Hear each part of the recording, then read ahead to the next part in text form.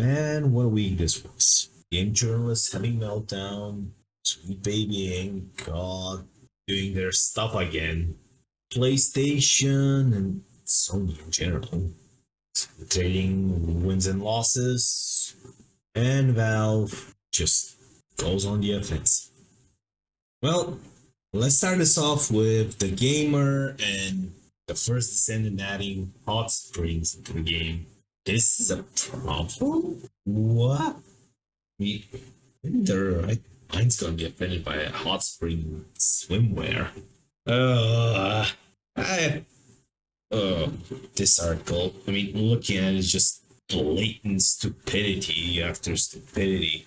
Going off how the game started trailing off after launch. Players are gonna need games that didn't click with them, especially when they have other alternatives. Then again, that's also the normal cycle of games. And when the developers, publisher, developers want to improve it and solicit feedback from gamers, well, the player base mainly, and put in something fun, fan servicey. It starts to rouse somebody up. I say the developers are doing a nice job. And to quote the article, rise up, Gunnar Gang, I guess. And yeah, that's literally how the article ended. Can't make this shit up. Apparently, enjoying some fan service is a Gunnar nowadays. Oh boy. Well, then again, this is the same publication that decided that, Rocksteady could do better after Suicide Squad and it doesn't deserve Batman games or Arkham games in general. To be fair, they don't deserve Arkham games or Warner Brothers Media at this point. But then that's just, especially after they butchered my boy. This is coming from the perspective of somebody who grew up on the Batman and Superman animated series back in the day. That's how you write good stuff. Not what Suicide Squad was. But I digress. At least we can count on the person behind that article. Example is to not go protected on Twitter. That's something IGN really needs to look into nowadays. Well, speaking of IGN, one of the writers that works for IGN, Leanne Hafford, had a meltdown on Twitter over the Gulf of Mexico / Gulf of America. Well, things. Now, why am I not surprised at this point?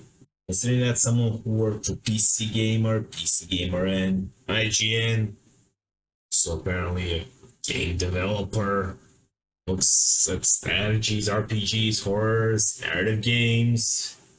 Really. The whole situation is LinkedIn is going to be deducting points off of games that have the Gulf of America in future maps. Oh, brother. Oh, some people are really lost. Why am I surprised? Really? 78,000 tweets. Protected modes because of controversial statements.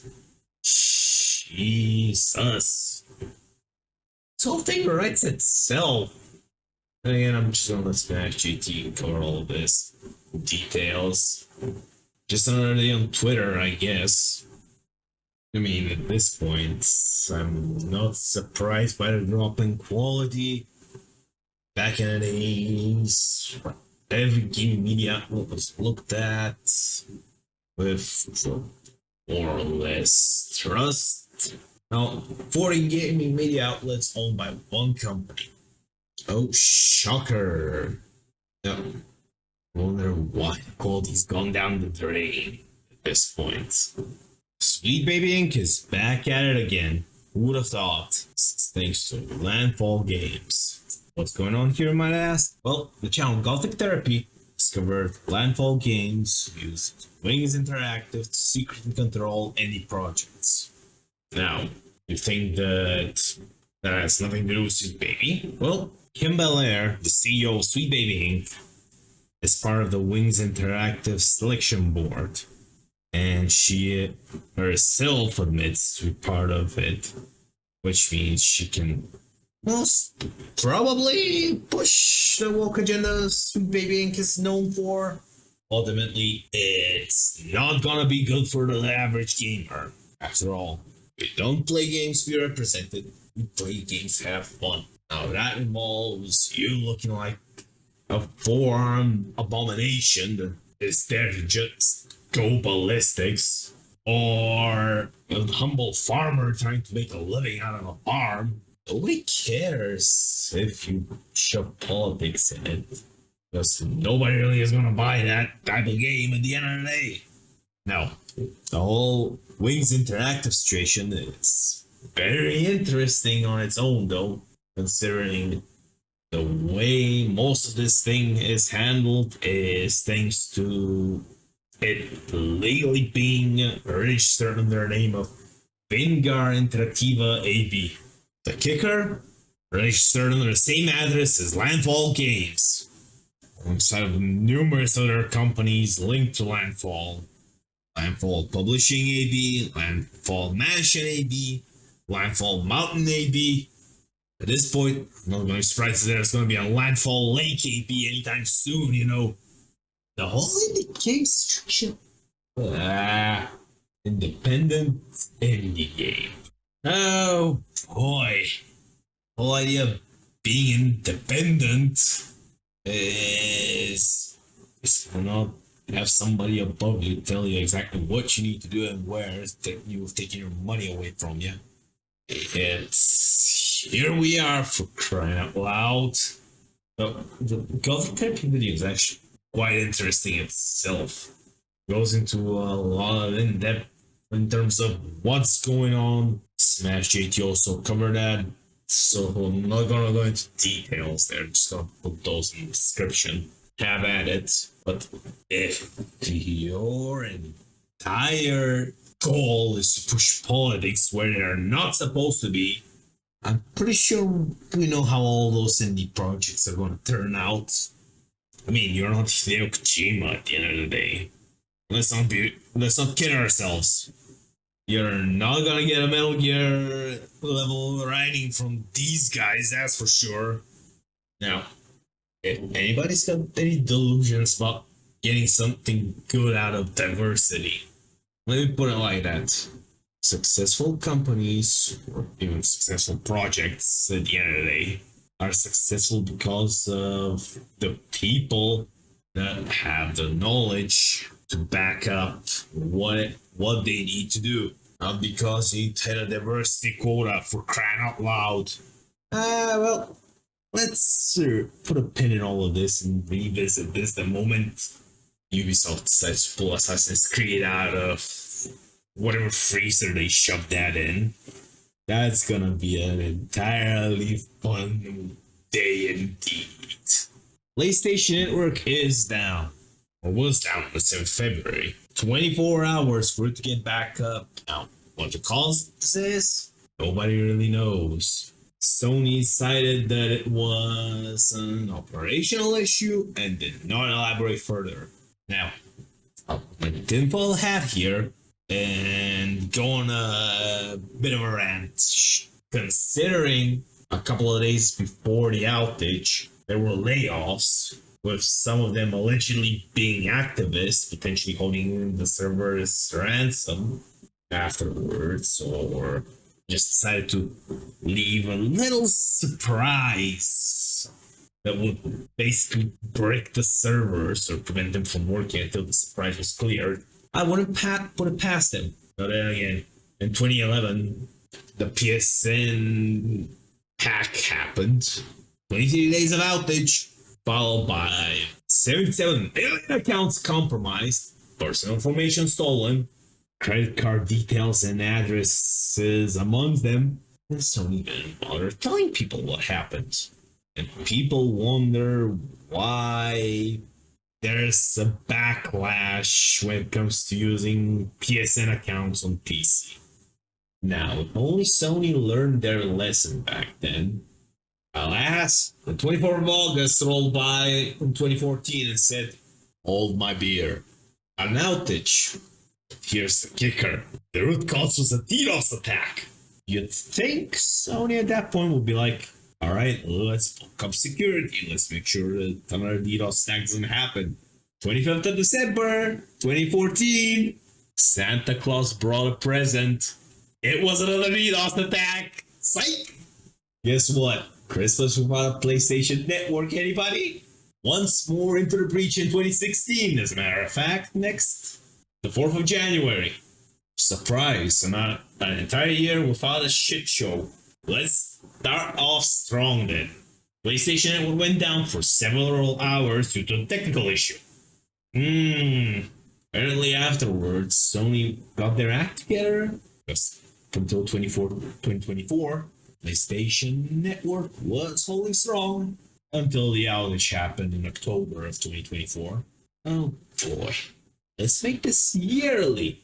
2025. The operational issue. Now, this one is a bit more special considering other companies are taking the piss out of it. Krispy Kreme offering free donuts to people who are bored because the PlayStation Network being down. Or GameStop taking a piss out of this, saying that you all wanted physical copies now. The irony. The Funko Pop dispensers over there at GameStop must not be working, but let's be real. This is a shit show. Now, sticking with PlayStation for a minute, and Sony in general, either through just a stroke of pure genius or dumb luck, my money's on dumb luck here, really, they decided to back off on their draconic, you must use the PlayStation Network account to play our game stand. What they're doing now is they decide to go down the route of, we're gonna give you some goodies if you want to log in with a PlayStation Network account in our games. Why didn't you start off with that from the beginning, you dimwits? Gee, let me guess. We wanted to moderate and unify the account systems for better use. Better use from who? Your shareholders? Their metrics? Let's be real. That's the only reason why they tried forcing the PlayStation Network on PC. Better metrics. Because shareholders do not care about what's going on the other side of the screen. Unless they see number go up, big number good. I get more money, right? Big number better. Make number go harder. Again, we're still not out of the woods from what people are saying.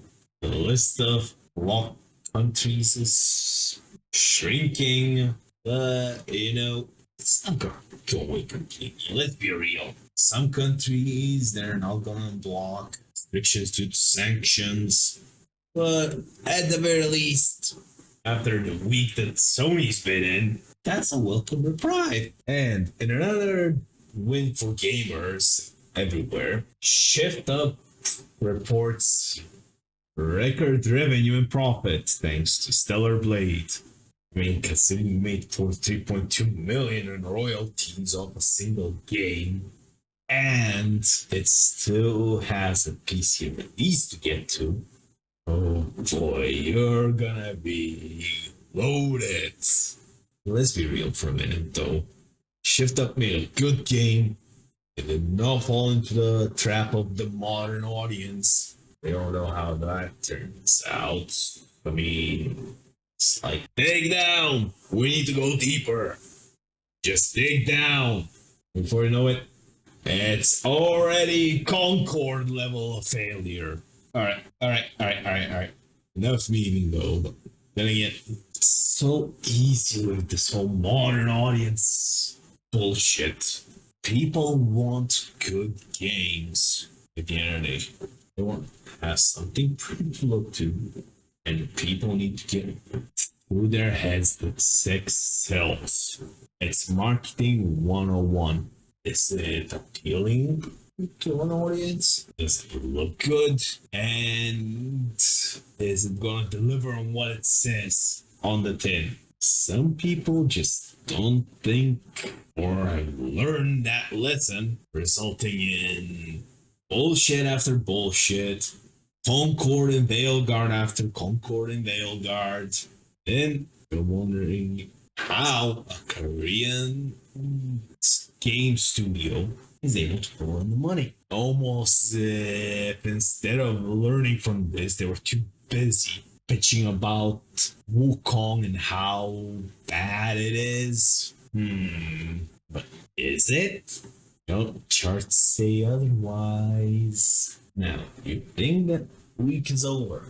Then Valve walks in. Valve decided to ban advertisements inside games sold on Steam. Ergo, grab a game, play it, free to play something, I don't know, 10, 15, 20, 50, $60 game, pay for it.